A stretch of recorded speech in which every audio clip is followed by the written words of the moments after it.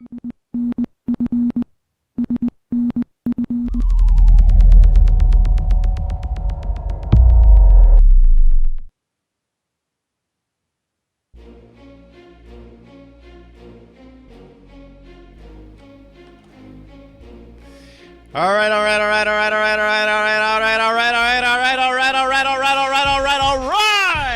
back, everybody.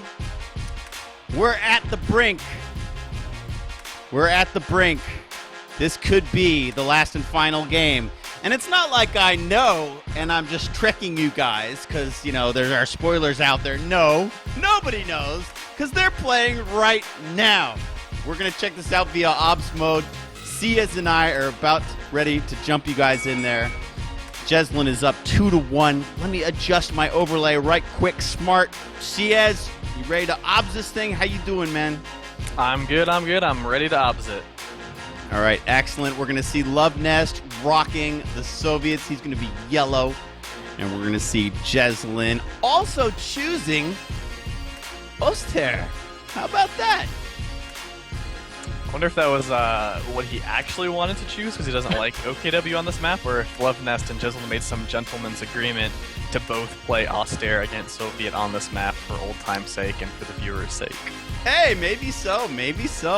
I wouldn't put it past them. These guys are great sports. Let me just say about both Jesulin and Luvnest, these are loved members of the communities, always the highest standard. They both share their strategies. They teach. Jesulin wrote an amazing guide, like analyzing Kolodny Firma and all of the positions, the houses, the way that you tactically approach it. Check out Kotu.org guides for that. Luvnest is a frequent streamer. He just wrote an amazing post detailing ways that he thinks the game could be improved. Check that out in the Kotu.org forums.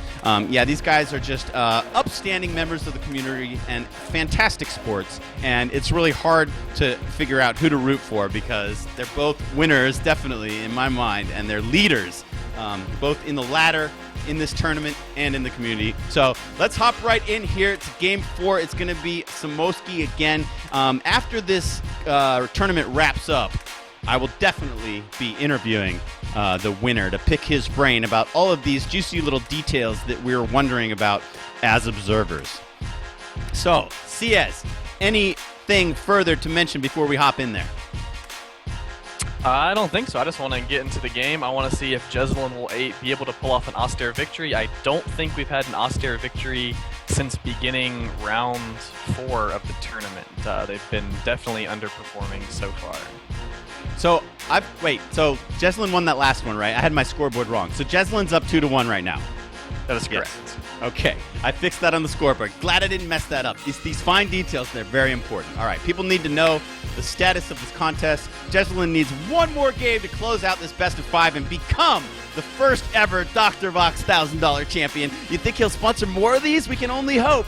If we did a good job and if he was entertained, hopefully we will see more of this in the future. You never know, but of course, we appreciate his contribution. First and foremost, above all else, Dr. Vox Rechtsanwalt, a law service coming out of Hamburg, creating the possibility for this entire event. All right, enough jibber-jabber, enough chit-chat, enough yik-yak. You guys ready to go? You guys ready to go into this thing? Let's do it. Here we go. We're going in game.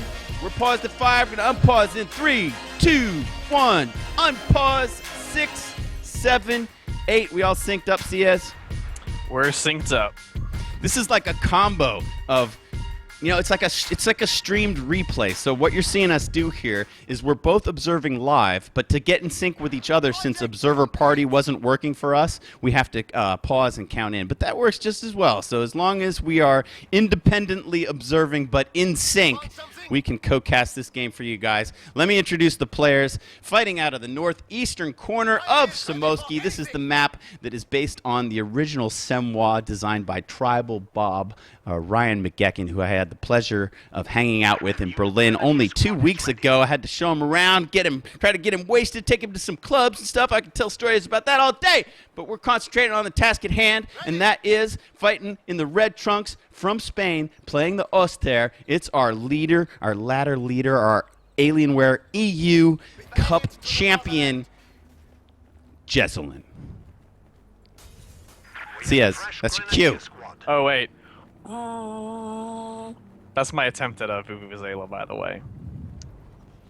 Okay, louder, please. All right. So, and his opponent in this possible final game of this contest, playing as the Soviets, fighting out of southern Germany. He's going to be in the yellow trunks. It's our lover of carrots and frequent seamer. You can check out his channel. He's streaming all the time, teaching you the ins and outs of this game. It's Luvnest!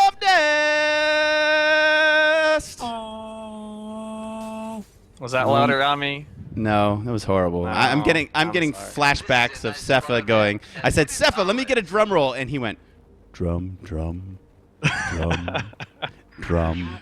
Cherished Sunday Night Fights moments.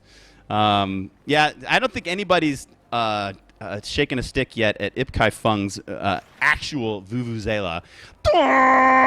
It's so funny, Yeah, too. And I was had him on the awesome. webcam, too, and just that huge horn, it of course doesn't fit in the frame of his webcam. But, yeah, we had a good crack up doing that. So a little shout-out to Ipkai. All right, talk to me about this game, CS. All right, Luvnest doing with his Soviets what he seems to have always been doing with the Soviets, his 4-con start. I'm surprised that he hasn't built any sandbags yet that I've seen, since we did call him the sandbag king in one of those other games. Jesulin, hiding in some houses near his cutoff, doesn't want a con squad sitting in that house. And the interesting thing I noticed in the beginning of the game is Jesulin actually went to cap the middle of the map with his Pioneer squad instead of capping his fuel first. I think he really wanted to get infantry and get some territory in the middle of the map, since it is so important on Semwa. They are constantly jockeying for position. There are so many houses and not enough squads, so they're constantly getting in and out of them, and this one, that one, you hop in, you get a longer line of sight, you see where the guy is, and then that informs your decision making, and then you change your mind, go somewhere else. Our combat engineers are going to be the first squad to retreat from the battlefield. They got torn up as they were fighting for the southern portion of the map. Yeah, they were close range with their bolt-action rifles against the SMGs of those Pioneers. And for anybody new to Company of Heroes, each weapon has a different weapon profile, which basically dictates at what range it's effective. SMGs are good up close. And we have Luvnest making a big coordinated push with his concerts. We saw him doing this on Kladny Ferma. He really wants to get Jesulin out of that house. He already has Molotovs. Molotov going in. Jesulin does definitely avoid it, but it still denies Jesulin that house, denies him that cover, denies him that advantage. Another Molotov in behind the truck, but it looks like Jesulin has already left that position. His Pioneer got a bit too far forward. They're going to have to retreat, and it's a fight to the death. It's gritty. We say an oorah from Luvnest to occupy that house, and that's, like the Axis worst nightmare. That's what he's been trying to prevent this whole time, right, is squads garrisoning. But I think he's got enough firepower on all sides to take care of those conscripts. Yeah, those conscripts are completely surrounded, and 2 of the Grens are in green cover, and Luvnest does have another con squad coming up. I wonder if he's going to try to do the old in and out. Looks like Jesulin might want to prevent that, though, because his Grens are right at the door. Right by the door. Look, when one squad gets out. Oh, but he timed it in such a way that he was able to retain possession of the house. Fascinating stuff. Loving it. Perfect timing. And somehow the conscript squad that was almost dead is going to make it out. I want to call that giving him the old OMG pop, because you'll see OMG pop do that constantly in all of his games. All right, we have an MG-42 heavy machine gun team out from the Axis side, and we have Flamers upgraded. These conscripts, they're in grave danger. Ooh, they take a wrong step toward the right. Jesulin's going to push all of his grenadiers forwards to try to annihilate that squad on retreat, but it looks like Luvnest is going to get away. Yeah, they make it over that red cover with just a sliver of health, but they will make it home. Okay, Jesulin has taken possession of this church, the dominant architectural feature of Simoski.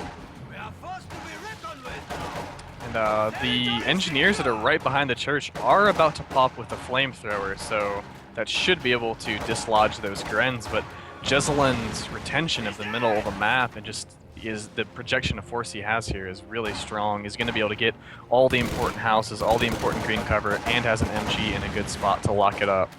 Ciaz, I'm giving you some caster points for the phrase projection of force. Do you mind if I steal that and use it in the future?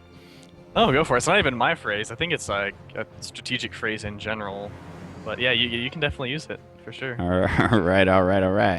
The Auster looking pretty healthy. They're putting up a bunker in the base. That surely will become a medic bunker for Jesulin.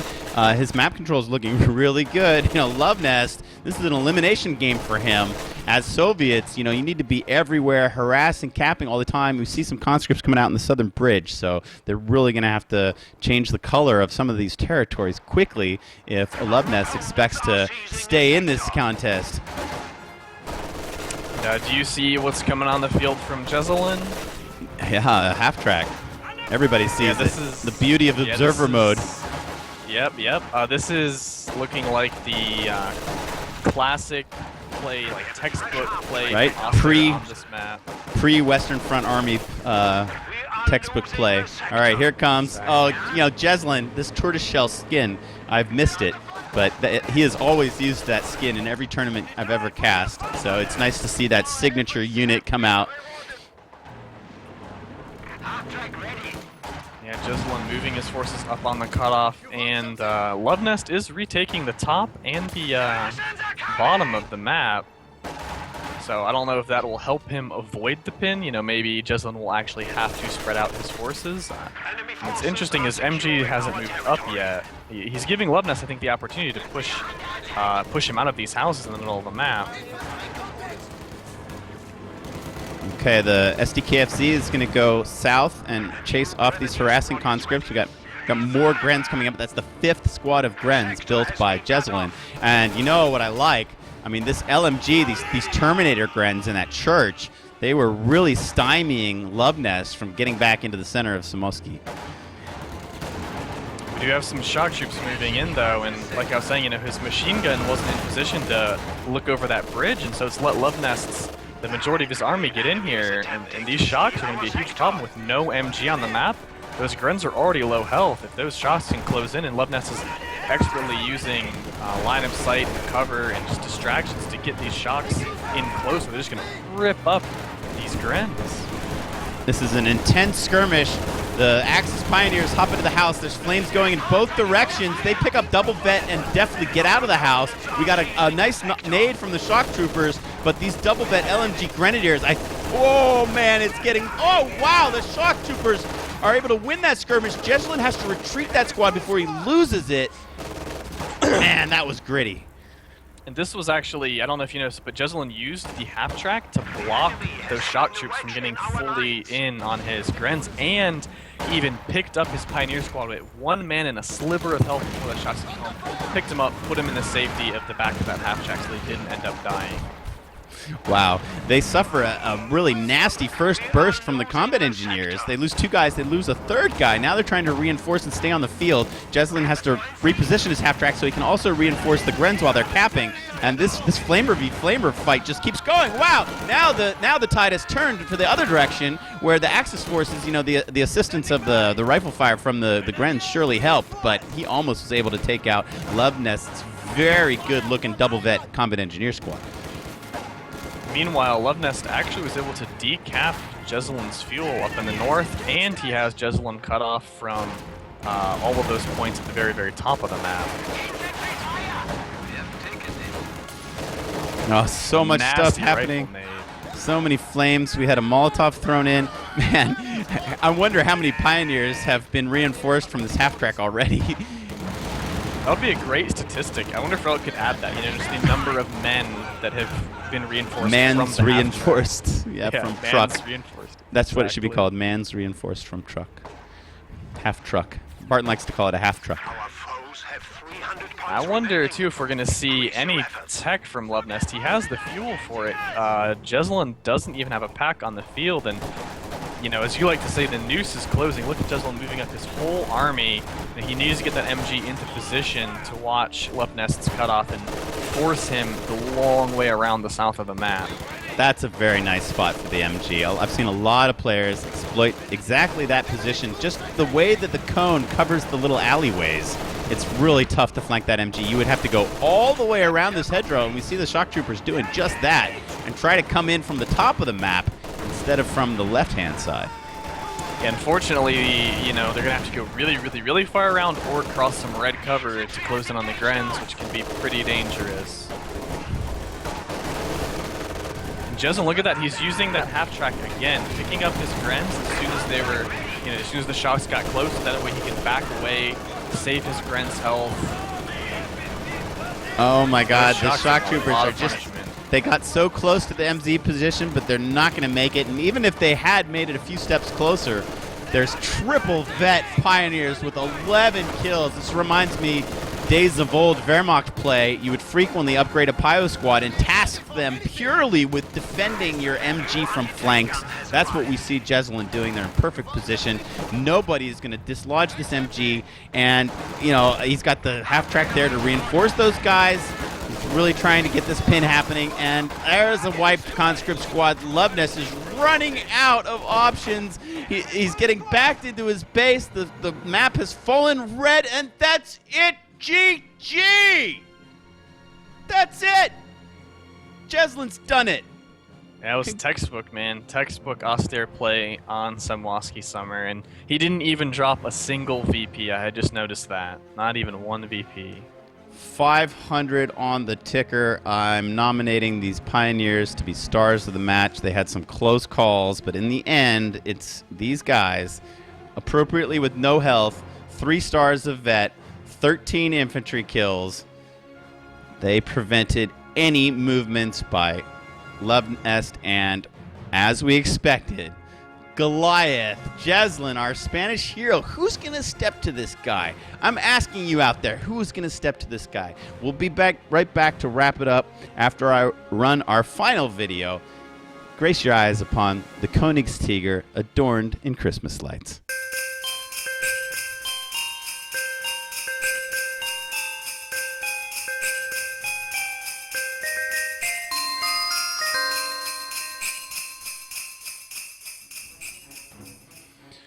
All right, folks, that's it for us. Okay, come on, CS, try to send me your video. Last chance. Last chance. All right, we'll try one more time. We got to throw caution to the wind, We got nothing to lose now.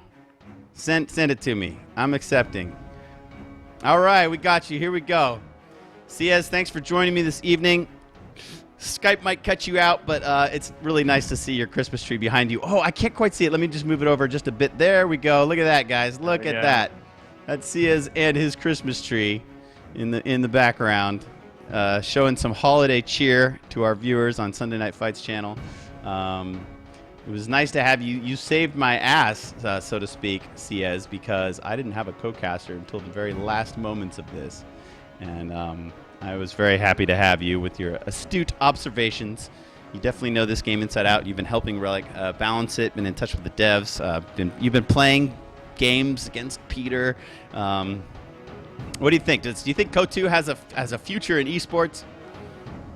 I think so. I think it's not too far from being, esport ready if we just got rid of maybe some of the RNG in the game, like vehicle abandons and death crits, which we saw some of that in games, like in the Aim Strong versus OMG Pop game. That Vet 3 Scott got main gun crit instead of dying and lived to wipe like 5 or 6 more squads. And plane crashes, I think we saw some plane crashes too that were dangerously close to being hugely impactful, and that could have been a disaster. But I think this tournament has really showed that 75% of the faction, 3 out of the 4 factions in the game are top tier competitively, and Jesulin even pulling out the Austere. That was a pretty dominant performance by Austere. A 12-minute victory over the Soviets, which had performed extremely well, over the course of the tournament. So, I don't think anybody should ever count KO2 out. It's such a beautiful game to watch too. It is. The explosions, the deaths, the tank battles. You don't get the any red of that. Mist. Exactly. Yeah, you don't get that kind of stuff from other RTSs, and it's so tactical with the way you have to control the map, use cover, use flanking, everything like that. It's just a beautiful game. Yes, this has been a pleasure. Thanks again to Dr. Vox for supporting this and sponsoring it, for putting up the prizes. Jesulin is the winner of the first place. He'll receive $600 to add to his stash. He is just winning everything. If there's money to be won at KO2 in the past year, he has won it. So he can add another 600 to that. Our second place player, Luvnest, congratulations to him. This is his first big place. Runner-up in this tournament is nothing to scoff at. He'll take home $250, and our third place participant, Cruzy, will get $150. Good games from OMG Pop. We expect to see you in the next event.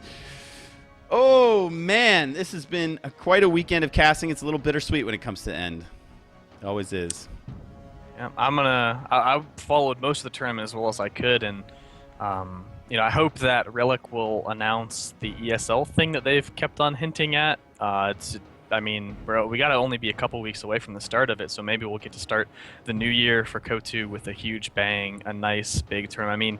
I think they've announced that there's going to be $18,000 in prizes, so I probably should have mentioned that when you asked me about the esport potential of KOTU. So there's a lot more top-tier action, that could be coming very, very soon for us. We hope so, man. We are always waiting with bated breath for more morsels of information about the ESL tournaments, like what kind of tournaments they're going to be, how much money exactly. There's this question of ESL NA or ESL EU that is left to be resolved.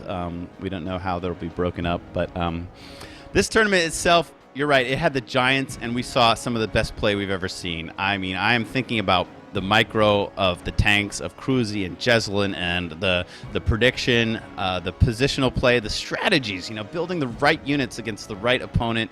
OMG Pop's just insane aggressiveness being successful and paying off against a player like Simon, but then biting him in the ass later in the rounds against other players like Luvnest. And we've seen a great variety of tactics and strats. And if you guys are interested in the statistics of this tournament, KOTU.org user Red Wings and then another user Zero have done some analysis where they have counted up how many times each faction has been chosen, and then how many times they've won, and then which commanders they picked, and the information is getting more and more detailed as the rounds develop. So that's happening right now in the KOTU.org forums. If you just go to the 1v1 tourney forums, it's in the Grand Hall, you'll see a thread about statistics from this tournament, and I'm sure now they've got a lot more data to analyze. I hope that all of these replays were saved.